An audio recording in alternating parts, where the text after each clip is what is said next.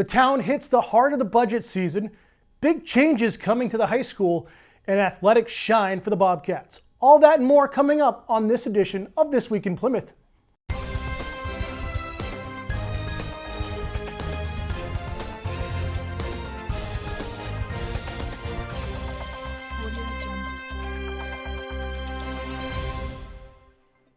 It's been a couple of weeks, but welcome to This Week in Plymouth here on Pemmy Baker TV. I'm your host, Dan Salzer.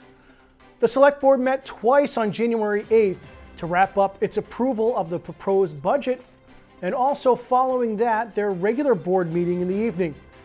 Two public hearings were scheduled that night, the first being for unanticipated funds from the state for the Loon Lake Road Bridge project. The town has been awarded $30,079.21 from this special one-time payment, and the funds will be allocated to the Loon Lake Road Bridge project. This is additional money that has come in from the state, and it needs to be used on town-owned bridges specifically. Again, they're saying it's a one-time payment, and the bridge that we do have a couple of bridges that we need to deal with, but the easier of the two to work on at this time is Loon Lake Road. I move that we accept this $30,079.21 from the state. All those in favor? Aye. The second public hearing brought the HEB engineers, who are the selected consultants for the Highland Street reconstruction project, before the public. The purpose was to gain insight from the public on their views on the issues of the road and what they would like to see fixed. We're holding a public hearing for the purpose of taking public comment for the upcoming Highland Street roadway project. This hearing will allow the public to present concerns and ask questions related to the redesign, reconstruction, and improvements of the area between Old Ward Bridge Road to Broadway Street along Highland Street. The preliminary scope includes roadway construction, realignments of intersections, sideway improvements, and installation of granite curbing to this roadway. I'm Josh McAllister with HEB Engineers. I'm the project manager for the Highland Street project. This is Aaron Lamar. He's the design engineer here. He's primarily going to take notes because I tend to talk a lot and have a hard time keeping track of what everybody says. My main concern is that stretch of Highland that we're talking about is probably the strip of road in Plymouth that sees the fastest traffic. They come up that hill around that corner, and seriously, some of those cars are going 50, 60 miles an hour in a 30-mile-an-hour zone. Anything that's going to cause traffic to even go faster because there's less impeding them or they can see better. So I think something has to be done. Besides road improvement, crosswalk improvement, curb improvement, I think it's imperative something has to be done to slow the traffic down.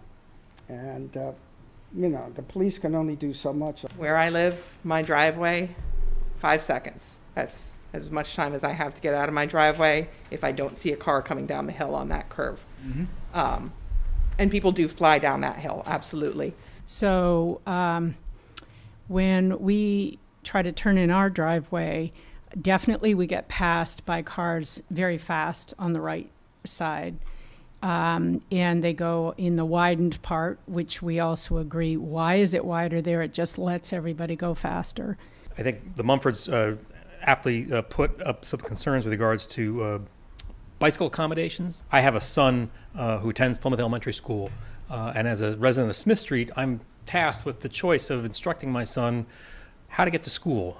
There is no bus service. He likes to walk, which is good, but he has to make the decision of, well, should he walk down Smith Street and cross Smith at Highland, where there is a fairly straightforward crosswalk and a good visibility, or should I send him from Smith Street to Smith Ave to Reservoir, where there are no sidewalks on Reservoir, and the speed limit is 30 miles an hour. There is no school zone on Reservoir Road. I like your presentation. It's excellent. Yes, thank you. Yeah. Thank you, Josh. Thank you. Most appreciated. And I will close the public hearing at 6:26. This was just the initial meeting, and more pre-construction work and meetings will take place before the project begins. Stay up to date on all the information by visiting the town website and by joining the town newsletter. After a delay due to weather, the Pemmy Baker Regional School Board met on Thursday, January 18th.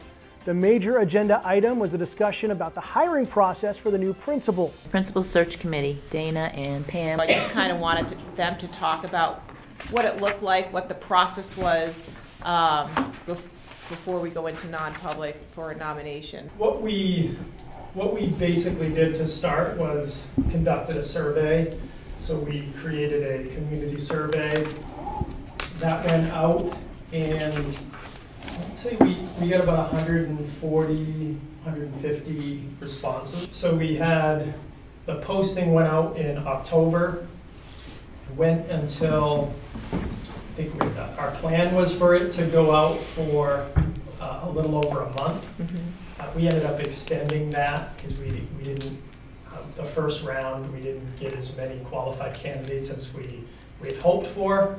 So we extended that into December. And then we started, we got some more qualified candidates. We felt comfortable going forward at that point. So we had our first round, which happened about mid-December with a kind of a diverse group. The second round, we had the high school administrative team. So we interviewed our candidates for the first round with the larger group. The administrative team did another round of interviews. Which Just was the high school administrative team. high school administrative team. Not me.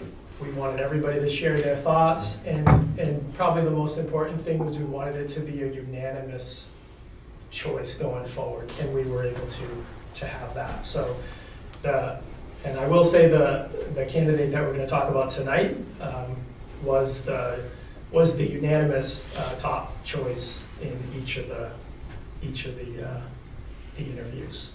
Okay, so we have a nomination for the new principal of the high school, Janet Eccleston, who has been here with us at the high school as assistant to the principal for a year now and done a great job. She comes to us before from Campton Elementary, where you were there for 15 years. We'd like to welcome you aboard and would like to make that nomination to hire Janet Eccleston as the new principal of Plymouth Regional High School. Yes. I'd make that motion. Seconded by Paul. Committee members, great. All those in favor? Aye. Opposed? Abstaining? Great, and this will be as of the fall. Congratulations, Janet. I'm sure you're all wondering what is Ms. Parsons doing and why are we having a quick assembly at this time late in the year. As you all know, your fearless leader is leaving at the end of this year, and as a result of that, the Plymouth Regional High School Board, Pemmy Baker School Board, had a nationwide search to replace for a new principal at Plymouth Regional High School. I have had the honor of working alongside Mrs. Eccleston for the last couple of years, and I am confident that the Principal Search Committee made the right decision naming her as the next leader of PRHS.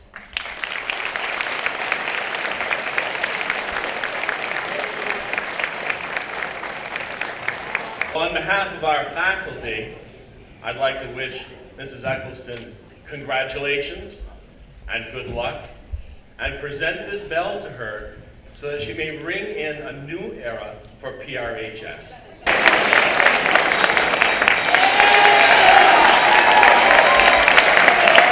What I want to say is thank you. This community has been the place we call home as a family.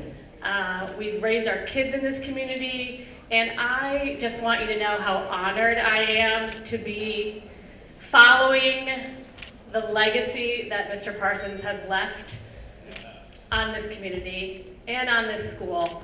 And I want you to know that I plan to lead with the things that he has taught me and left behind in the forefront, and honor the next steps that Plymouth Regional High School has in store for them. So on behalf of myself and my family, I just want to thank you for the last year and a half, and I look forward to many, many years with all of you to come.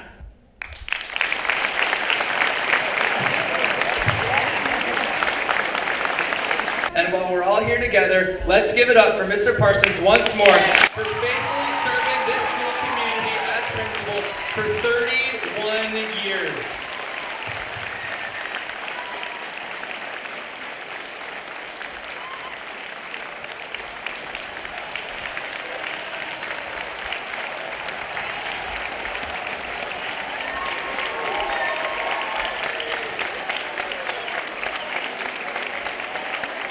The planning board met on this past Thursday night as well, where the board held a public hearing, its second for a site plan review for a new location for the Mountain Village Charter School. The board ended up giving approval to the plan with a long list of conditions. So we have a site plan review, a continuation of a hearing for an education facility on parcel 213-031. Hey everybody. So I think the only thing that was not addressed that was brought up at the last meeting was the stamped engineering plans for the retaining walls. That everything else has been addressed. Has the applicant chosen not to include pedestrian travel from the parking area to the school? No, that was only if it was required by the planning board. Like, we're not interested in doing that because of the cost. But if it was a condition of approval, then we would add that in. What is the proposed width of the road, your private road on site? Our engineer is not with us this evening, so all I could say is it would be whatever the traffic study would allow for the box truck to have the proper turning radiuses pulling in there and allow for a car to pull into a parking spot and back out of a parking spot, allowing travel, without any kind of like jackknifing or whatnot. But if it's 24 feet or less, sometimes 22, sometimes its minimum is 20, then it's really not safe to have anybody walking in a roadway with a reduced width. I think our site plan regs, as Joseph read them, are pretty clear in that we need to make sure that there is pedestrian access. Pedestrian from parking areas to this building space. And it seems like what I'm hearing from the board is we don't think that there is safe access. And also just thinking about, lighting in the parking lot for those dark hours, which will be several months in the winter time. In my opinion, public safety is important on every site. And I think that's ratcheted up even more so for a school.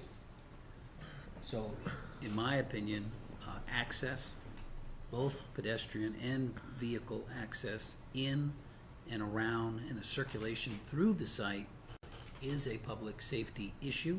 And I do not personally feel that is an issue that can be a condition of approval. I think it must be resolved prior to approval of any kind with 1, 2, 5, 20 conditions. I don't think public safety, just my opinion, I don't think that's something that can be a condition. I'm gonna recommend that we offer conditional approval, or that we conditionally approve the application. The stamped engineering plans for retaining walls plus engineering reviews for those plans, a town engineer review, the pedestrian railing detail, the certified wetlands plan. I'm summarizing the list we've generated. The sign and needs to adhere to the zoning ordinance, not be in the DOT right of way. Driveway and any other permits are needed. The applicant will provide standard detail road structure in the as-built plans, or that's a question, or just provide standard road detail. Correct. Amend the plan to include the standard within the amended site plan. Correct. That was a new one, Joseph. And then the final one is I said this better before about the pedestrian safety. So the applicant will return to the board for a compliance hearing detailing pedestrian safety. All those in favor of this conditional approval, please signify by saying. And Peter is seated, is he not? Peter is seated. Okay, thank you. Please signify by saying aye. Aye. Aye. Any opposed? Aye. Plymouth Fire and Rescue are pleased to report that 3 members have begun their EMT class. Additionally, 2 members have begun their advanced EMT class. Lastly, next Thursday, the department plans on celebrating firefighter Mills with his completion of the fire officer program. More information to come. The Pease Public Library has plenty of events to wrap up the month of January. Book reading enthusiastic adolescent directors, or BRED, will be meeting at 5 p.m. on January 23rd. Following that, there will be a tacos meeting at 6 p.m. for youth. Visit the library website to view all of the upcoming events. You can also stay up to date with all things at the library by checking out their monthly show, Check It Out, here on PBTV. You can watch it on demand also on our YouTube channel. Now time for sports. In an instant classic, the Bobcat boys basketball team pulled out an overtime win over their rivals from Laconia on Friday, January 12th. The heroics came from Chance Toomey, who nailed the buzzer beater to secure the win. Defense to Chant coming once again. Stevens skipped around inside to Beck. Beck hard off the glass and in. We're tied at 59. Plymouth stretching it. Flaherty throws it, skip past far side. Oldenburg for the win. Toomey throws it up. He gets it on a buzzer beater. Chance Toomey wins it for the Bobcats in overtime. 61-59. The basketball team returned to the court last night against Co-Brown at home. You can watch a full replay on our channels. Kearsarge Plymouth hockey picked up a big tie against an always difficult Belmont Guilford team, 3-3 this past Wednesday night. The Cats are now 4-3-1 on the season. Kearsarge Plymouth will host Kennett tonight at 7 p.m. at Proctor Academy. PBTV's first game coverage for the Cats will be next Wednesday, January 24th, against Pembroke Campbell. The girls basketball team picked up another win on the road last Friday night, also at Kingswood, 45-21. The Bobcats have now won 2 of their last 3 games. Plymouth traveled to Co-Brown last night and will return home for a battle with one of the top teams in Division II in Pembroke on Tuesday the 23rd. Looking ahead to next week, the Select Board will be holding its first public hearing for the 2024-2025 town budget on Monday, January 22nd at 5:15. The full proposed budget can be found on the town website for the public to review before the meeting. It can be found under the budget information link on the top navigation bar. The next night, on the 23rd, the Water and Sewer District Commissioners will hold its budget and rate hearing at 5 p.m. Also, don't forget, it is voting night on the 23rd here for the New Hampshire primary. If you have any news stories you think we should cover, or you're looking to create your own show, contact us at the station with the information on your screen. For all of us here at Pemmy Baker TV, thank you for joining us. For our executive producer, Jonathan Picard, I'm Dan Salzer. Join us next time for another edition of This Week in Plymouth.